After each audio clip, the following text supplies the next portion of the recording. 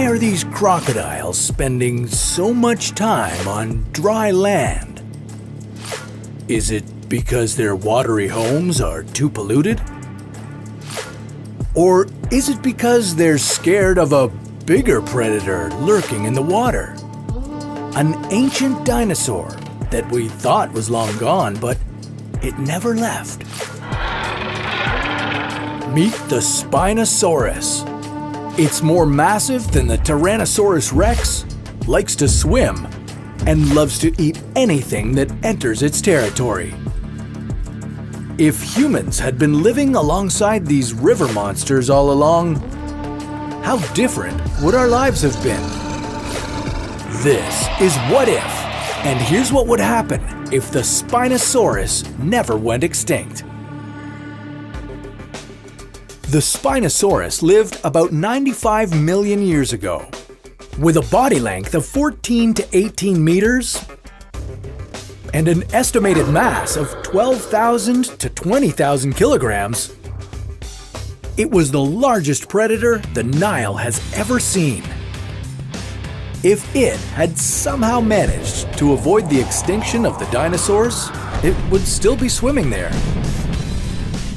And Egypt would have never developed to be what it is today. Would ancient Egyptians still have been able to rely on the Nile River for food and transportation? Would they have found a way to coexist with the giant river monsters? Or would they have fought them to the death? The Spinosaurus had a long tail that produced a higher thrust and was more efficient in the water than the tail shapes of other dinosaurs. This made them very hard to escape from in the water, but they were not as threatening on land because they were pretty clumsy and not well adapted to it.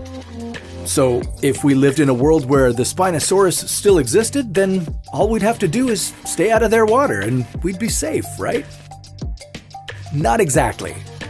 We wouldn't be the only ones to fear these giant dinosaurs. Today, lots of crocodiles live along the Nile River. If the Spinosaurus had survived the mass extinction and still lived in the Nile today, the crocodiles would be looking for a new home on land. And if crocodiles became land dwellers, the land along the Nile would look very different too. Crocodiles might eat small mammals, and humans would need to be more aware of their surroundings to protect themselves from the crocodiles. As bad as an increase in crocodile encounters sounds, it wouldn't be the most significant change we'd experience in a world with Spinosaurus. Egypt's history and social evolution could have been very different. Ancient Egyptian culture relied on the Nile River, and if this large semi-aquatic dinosaur was roaming around, they might not have been able to use it as much. Or at least they would have needed a way to protect themselves from the giant dinosaur. Hunting the Spinosaurus wouldn't have been easy, but it would have been necessary if northern African communities wanted a steady supply of fish to eat. The practice would have become so important to the people's survival that hieroglyphics would probably have had drawings of the dinosaur and how the Egyptians captured and killed them. Over the years, in true human form, we would probably have started hunting the Spinosaurus for sport and fashion.